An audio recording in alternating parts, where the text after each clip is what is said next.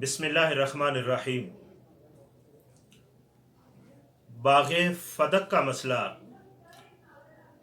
شروع سے ہی محل نزاع رہا ہے اہل سنت اور شیعوں کے درمیان۔ آج ان دنوں پھر اس مسئلے کو اچھالا جا رہا ہے، اور جس کا باعث جو ہم تک پہنچا، جو ہمیں سنایا گیا، وہ ہمارے ڈاکٹر محمد اشرف آصف جلالی صاحب ان کی کسی تقریر کا کوئی حصہ ہے، جس میں انہوں نے باغ فدق کا مطالبہ کرنے میں سیدہ فاطمہ الزہرا سلام اللہ علیہا کو خطابار ٹھہرایا، اور اس سلسلے میں انہوں نے خطا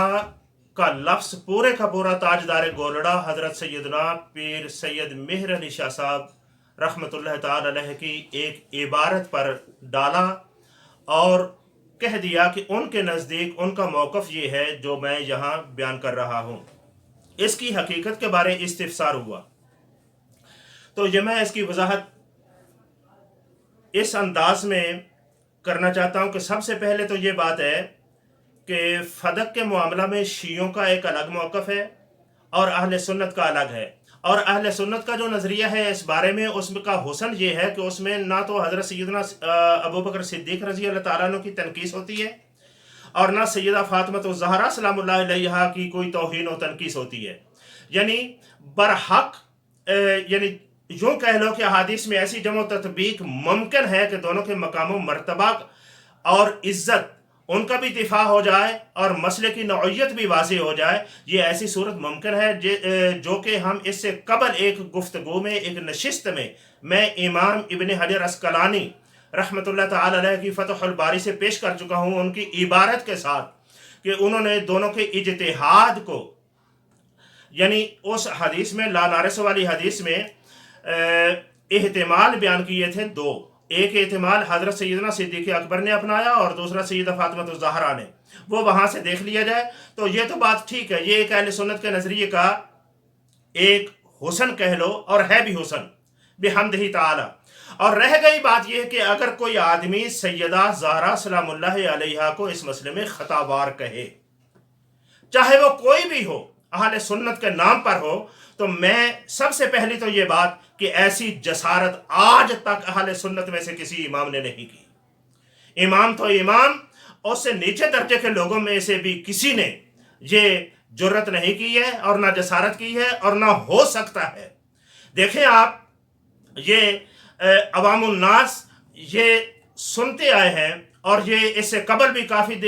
کافی عرصہ سے یہ بھی ایک محل نزاع ہے۔ ہم جب دفاع صحابہ میں بات کرتے ہیں تو ہم تو صحابیت کی آڑ میں بڑی بڑی خطاؤں کو بھی خطا نہیں کہتے،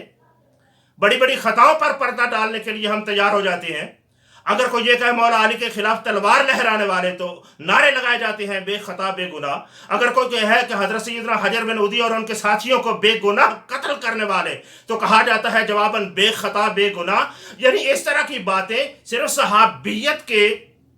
دفاع کے سلسلے میں بے خطا بے گناہ کہنے والے۔ اب یہ جسارت کون بھلا کر سکتا ہے کہ حضور سید عالم صلی اللہ تعالی علیہ وسلم کا بضع ہو، بضعۃ الرسول ہو، اور سیدات نساء العالمین ہو، نساء اہل الجنہ ہو، تو یہ کیسے ممکن ہے کہ خطا کو ان کی طرف منسوب کر دیا جائے؟ تو رہ گئی بات یہ کہ واقعتاً یہ جذباتی جملے ہیں یا ان کا کوئی حقیقت سے تعلق ہے۔ تو سب سے پہلی تو یہ بات ہے، اگر کسی کے پاس کسی امام کی کوئی نقل ہے اس بارے میں تو وہ ہمیں مطلوب ہے۔ دیانتداری کا تقاضا بھی یہی ہے، کسی امام کا کوئی جملہ اہل سنت میں سے نکال کر پیش کر دیا جائے کہ وہ یہ کہیں کہ اس ایک نزاعی مسئلہ میں سیدہ زہرا سلام اللہ علیہ سے خطا ہوئی ہے۔ کوئی ایک جملہ ہے تو یہ چیلنج کیا، بلکہ درخواست کہہ لو کہ ہم چاہتے ہیں کہ کوئی ایسا جملہ نظر نواز ہو ہمارے، تاکہ ہم اس پر غور کر سکیں۔ اگر نہیں ہے تو پھر ایک نئے فتنے کو بھڑکایا نہ جائے۔ پہلے ہی مسئلہ باغ فدق کا جو ہے، اس میں شیعہ اور اہل سنت کا پرانا اختلاف چلتا آ رہا ہے۔ اب اہل سنت کے بھی دو ٹکڑے کرنے چاہے جا رہے ہیں کہ ایک ہستی کو ضرور خطاوار قرار دیا جائے یا خطا کو اس کی طرف منسوب کیا جائے، تو یہ ایک بڑی گھناؤنی چال ہوگی، اور یہ چالیں جیسے بھی ہیں اہل سنت کے پلیٹ فارم سے تو نہیں ہونی چاہیے، خارجیوں اور ناصبیوں کے عنوان سے ہو تو پھر کوئی اس پر हमें कद्र भी नहीं है इस हवाले से, क्योंकि नासबियों और खारजियों की तो आवाज़ें होती ही ऐसी हैं कि अहले बैत की तनकीस में हों। अब हम ये डॉक्टर साहब के हवाले से जो स्पेशल सवाल किया गया, मैं ये नहीं कहता कि खारजी और नासबी होने का कोई इल्ज़ाम हरगिज़ नहीं है, अलबत्ता ये है कि ऐसी आवाज़ें जो हैं वे ये शकूक में मुब्तला ज़रूर करती हैं। अगर कोई इस सिलसिले में वाज़े कोई इबारत है तो वो उम्मत के सामने पेश की जाए, उस पर गौर हो जाए। और दूसरी बात ये कि एक वाज़े ये मेरे सामने वजाहत के साथ नहीं आया कि डॉक्टर साहब मोहतरम ने ये अपना मौक़िफ़ बयान किया है कि सैयदा फ़ातिमा-तुज़-ज़हरा ख़ता वार थीं या ख़ता पर थीं, या सिर्फ़ और सिर्फ ताजदार गोलड़ा का मौक़िफ़ नकल किया है। तो सबसे पहली तो बात यह है कि उनकी तरफ से जो उनके देखने वाले हैं साथी उनमें गौर करें, उनका कोई वाज़ेह मतलब हो कि मुमकिन है शायद उनका अपना नज़रिया ना हो और उन्होंने पीर मीर अली शाह साहब रहमतुल्लाह ताला अलैह की जो इबारत से उन्होंने समझा उन्होंने वो पेश किया है। अगर उनका अपना नज़रिया है तो फिर तो पीर मीर अली शाह साहब रहमतुल्लाह ताला अलैह की इबारत को दरमियान में दखल देने का कोई मतलब ही नहीं है। चाहे हो फिर तो उसका माना यह है कि उनका नजरिया ये होगा कि खता पर सैयदा ज़हरा थी और फिर मीर अली शाह की इबारत को उन्होंने बतौर तायीद ले लिया था, तायीद ले लिया था। अब उस इबारत को बतौर तायीद लेने में या जो मफहूम उससे कशीद किया गया उसमें वो हक पर हैं या गलती उनसे हुई है, ये एक अलग मसला रह गया। और दूसरी बात यह है कि उनका अपना नजरिया तो कोई ऐसा नहीं है कि सैयदा ज़हरा खता पर थी तो वो बरी हैं। और दूसरा मसला ये कि वो ये बयान करना चाहते हैं कि पीर मीर अली शाह उनको खतावार समझते थे, तो उस पर हम